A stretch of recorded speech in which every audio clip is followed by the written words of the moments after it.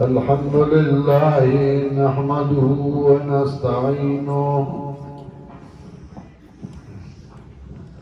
ونستغفره ونعوذ بالله من شرور أنفسنا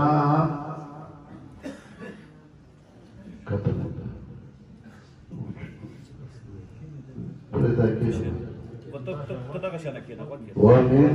سيئات أعمالنا من يهده الله فلا مضل له ومن يضلل فلا هادي له ونشهد أن لا إله إلا الله وحده لا شريك له ونشهد أن سيدنا ومولانا محمدا عبده ورسوله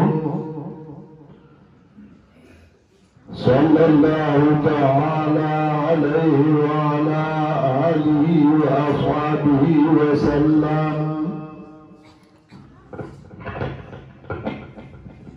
أما بعد فأعوذ بالله من الشيطان الرجيم.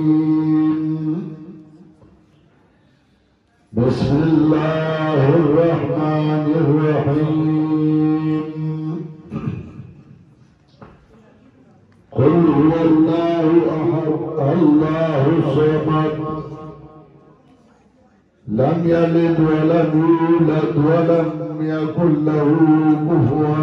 أحد.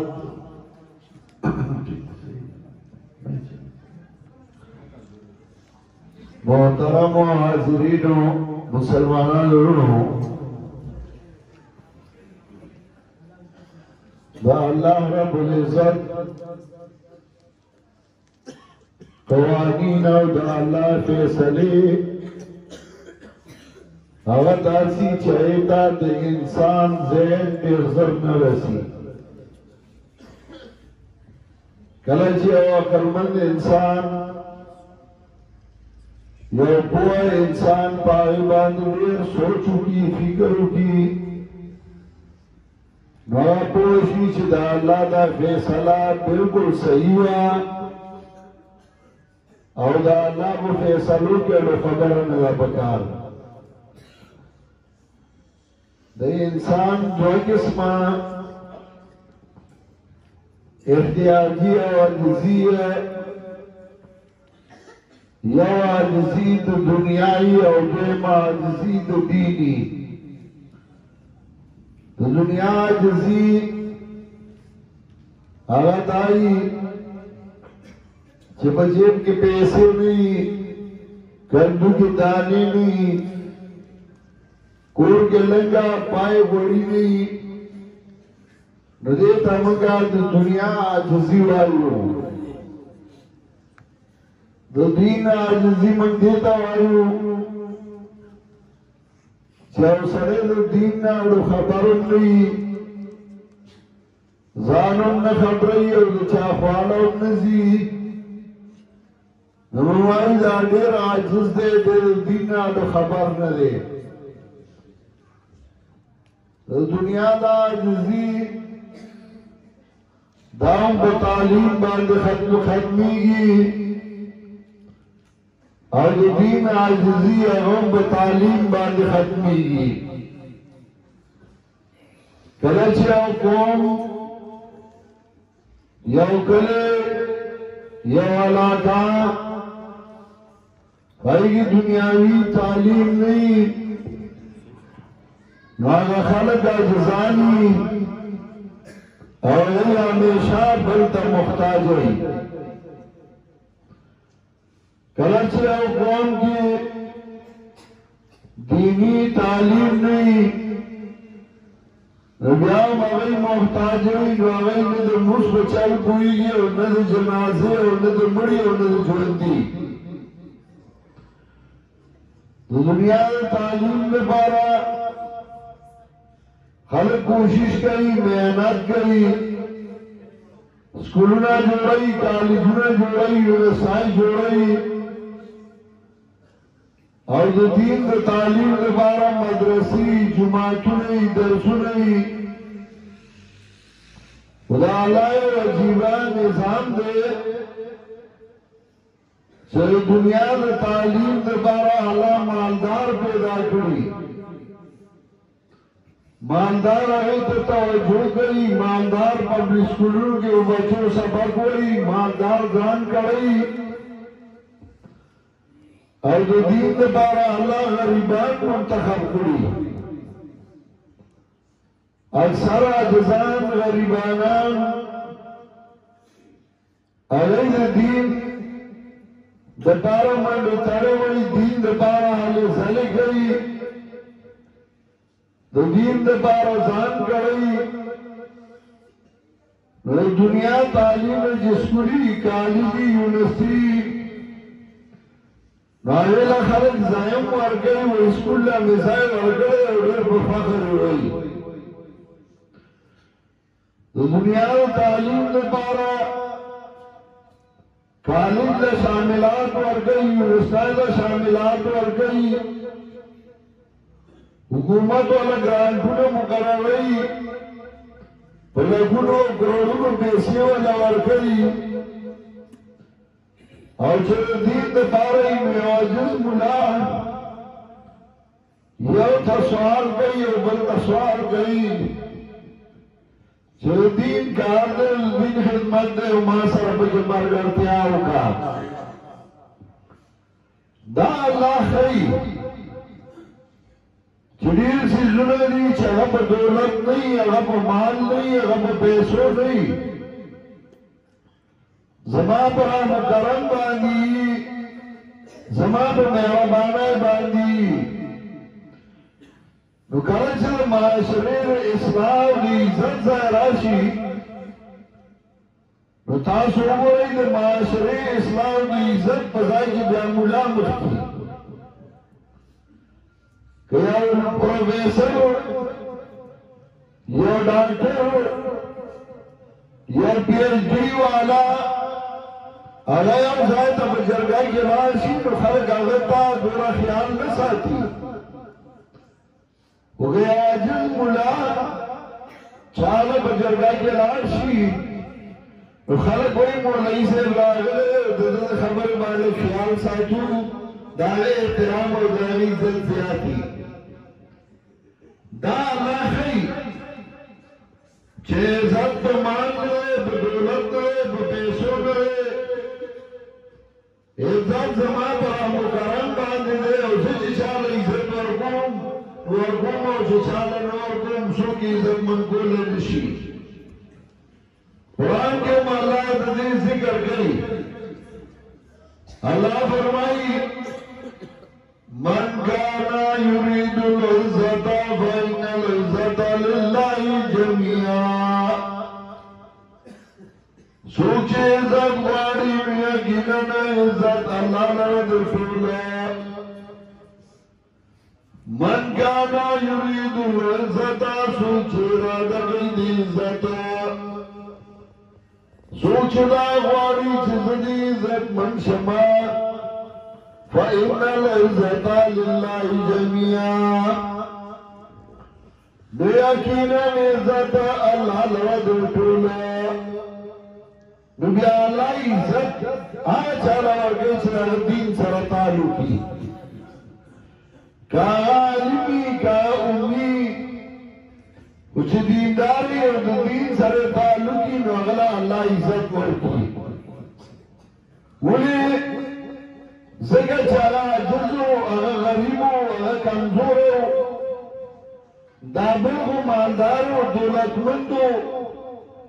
دغو دا خیالو چې دا عزت پر مال دی په عهده دی نو خلک منډې وایي عزت لا اصل شی خو عزت یې هغې له خلک منډې وایي خو څوک اړم دي نو عزت غواړي خو لار ورته نه ده معلومه نو په دې راځو کې خو بیا کوڅه په کوڅه ګرځي او هرې کوڅه کې او هرې دیره کې او هرې جنازه کې بې عزته کېږي روان یې ولا تا ته خو پته چې زه اونټونو ته ولاړم او ما له به اونټونه راکې هغه ته وایي پرون چې زه درغلی وم زما کار نو بیا خو ما سره ملاوېدي هم نه نن زما کوڅې ته راغلی ما نوټونه غواړي زه وکشه مړه نو یو یو بل بېعزته کوي او بل بل ځای بېعزته کوي او عالم چې هغه د قرآن عالم وي او د حدیثو عالم وي نو چې په کومه لاره ځي نو خلک عزت او احترام کوي عزت والا ورکوي نو دا مدرسې دا جماعتونه دا مدارس دا اصل کی بنیادی ځایونه دي د عزت چې په دې کې عزت ګټلی شي خصوص چې عزت ګټي او دا لار ورته معلومه وي نو په دې الله عزتمن کړي او چا چې دا نه معلومه نو در په در باندې وایي او عزت یې نه وي ځکه عزت خو یو د الله لاس کې دی او دیو جنا قرآن کریم کې په دې مستقیم سورتونه راوړي چې حاجت پورا کول والا یو الله دی نو یو حاجت دا هم دی چې ته وایې عزتمن شوې زما عزت زیات شوی قرآن چې کله ختموي نو آخري سورتونو کې هم د دقې ذکر کوي الله فرمایي قل هو الله احد الله صمد زما پیغمبر وایا شان دے اللہ دے یکیو اللہ صمد اللہ ذات چلتا جڑا فریاد کی مصیبتوں کی اللہ ذات چلتا جڑا فریاد کی مصیبتوں کی لم یلد ولم یولد ندا اللہ نائب سے نا اللہ نچا نائب دے ولم یکن له کفوا احد نشر اللہ لا پر نسل دا اللہ باندھی اوٹانا سمتا دا اللہ زندگی اسوک نشا چکر دا ذکر کر نبو دنیا کی دا سیر انسان نشا چطور دنیا دا دوستانی او داسې هم څوک نشته چې ټوله دنیا د هغه دشمنان وي د هر چا دوستان وي او د هر چا دشمنان وي دوست خو د الله شه چې توحید دې ومنه خو دشمن وپېژنه نو دشمن درته ښیي او د دشمن نه د خلاصون لاره هم درته ښیي نو الله فرمایي دشمن د شیطان دی او د خلاصون لار دا چې ما سره ځان نږدې کا زما باندې پناه غواړه د شیطان نه نو زه به د شیطان نه بچ کړم نو دې دوه سورتونو کې الله د دې بیان کوي بسم الله الرحمن الرحیم قل اعوذ برب الفلق وبرب ربنا وما برب شنو کی باندې من شر ما خلق د شر دا غسنا چې پیدا کړی دي ومن شر غاسق اذا وقب د شر د تیارې نه ګرځي پرېږدي ومن شر النفاثات في العقد او د شر د پکوړو ګناه په وټو کې په مجالسو کې ومن شر حاسد اذا حسد او نشان حسد کوونکی نه کله چې حسد کوي ځکه حسد هغه ډېر ناکاره مرض دی انسانانو کې لومړی ګناه چې شوی نو هغه د قتل نه مخکې لومړی ګناه د حسد او بغض او دا حسد او بغض چا کړی و د پیغمبر زیو د آدم علیه السلام او حسد او بغض د چا سره کړی و د خپل ورور سره چې دا هغه الله قبول کړه او د ده نه نو دی راولګېد تا به وژنمه نور خو ورته کنځل هم کړي خو هغه له الله یو مقام ورکړی و یو حیثیت ورکړی او دا هغه برداشت کولی نه شو نو حسد او بغض پکې راغی ځان یې تباه کړ قرآن فأصبح من الخاسرين وقرده فأصبح من النادمين وقرده در پیماننا چاچه حسد کرے بغض کرے مگر بیا آخر کس پیمانه شوئے باید خل حسن و بخبر بغض باندے بسم الله الرحمن الرحيم قل أعوذ برب الناس وأبرم ربنا وأمام رب خلق باندي ملك الناس وأدار خلق إله الناس عجب رواد خلق من شر الوسواس الخناس بشر الوسوسة چونكي پتنا چاپت رازي بیا بیا رازي الذي يوسوس في صدور الناس آج وسوسه بسنود خلقك من الجنة والناس كاغل پیریان میں یرکل بانیانونا نتاتے دوستوں کو دشمن اندرتا ہو قرآن داسی کتاب دے داسری تر دوستانوں گئی دشمنانوں گئی قرآن داسی کتاب دے چدیگے بادشاہان و احکاموں بیانی اور غریبانان و احکاموں بیانی قرآن داسی کتاب دے چپدی کے سروں حقوقوں بیانی دخروں بیانی قرآن داسی کتاب دے چدیگے زوروں و احکاموں بیانی اور کمزوروں و غریبانان و احکاموں بیانی قرآن داسی کتاب دے چدا سری کی غیرت و بہادری پیدا کی اور قرآن داسی کتاب دے چدا تا دوستانوں گئی اور دشمنانوں گئی والا چھتیوں آئی کہاں تیز دکی بسم اللہ الرحمن الرحیم الحمدللہ رب العالمین دا اللہ مناسب صفتنا اللہ لدی آیا اللہ چھپالوں کے مخلوق دے الرحمن الرحیم عن ربانا والا خاص ربانا والا دے مالک یوم الدین واجدار دے روز فیصلی ایاک نعبد و ایاک نستعین یواز استان عبادت کرو دبل چان نہ کرو یواز استان امداد غواړو دبل چان نہ غواړو خاص استان امداد غواړو مندا نموز کے ہوتا ہے پہوان داوی کو مطلب نہ پوئے گا نموز کے بے داوی اچھا بیاوہ دخلنا تنور بغاون ڈوڑائی بیوہ بیوہ باوہ پنیکا رامدد چی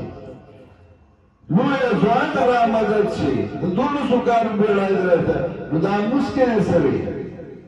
دیوان سوک نپوئے دے شکر و باسے چی پنی پریان پیدا شو اور نہیں جب تک خدای کتاب ہو گئے صحیح عقیدے اور توحیدہ انہیں پکم و کم دو خودر و بسر ہوئی چاہتا و پتا نوا چلاز سکوما ایاک نعبدو ایاک نستعین بروی خسر آئین بیار امداد دبل چانا مفتو رامرے چھوڑے دل چاہتا ہوئی سوک دے بعد ذمہ دار سوک سرہوگی سوک زری اولاد میں ورشو اهدنا الصراط المستقیم کلک کے منگا بنے گا نار صراط الذین انعمت علیہم پنار دارا کسانو چتاب انعام کرے غیر المغضوب علیہم چنن دیا چھ غضب بشوئے ذکر بنی اسرائیل کو اللہ انعام کرے خودیا بھی اللہ غضب راولے کو وضربت عليهم الذلة والمسكنة وباءوا بغضب من الله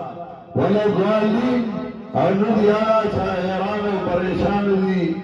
زمانگری بچی قرآن کریم ختم کرو ترجمہ کرو اور بائی سلسلہ کی دیدہ پروگرام خودو احادیث رسول اللہ صلی اللہ علیہ وسلم تاس خوش قسمت خلقی مولانا عبدالحق وندی کے سڑے اللہ دے ذات راوستے اور خدای کتاب در پخی اور پخا انداز زمان بلہ شاگردان دی پا لگونو اور پا دے لگونو شاگردانو کسے شاگردان دازی چرمات اگر خواہدو دی پائی گیا مولانا عبدالحق ربانی دے چې خوش اخلاقه خوش مزاجه ښه عالم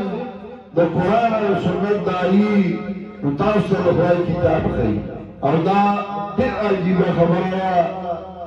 چې هغه تاسو ته درخواست پیش کوي تاسو ته وایي چې د دین په کار کې ما سره ملګرتیا وکړئ نو که تاسو نه کوئ ملګرتیا سبا به ستومانه نن ملګرتیا ورسره وکړئ او کلک ورسره ودرېږئ چې موږ به تا سره یو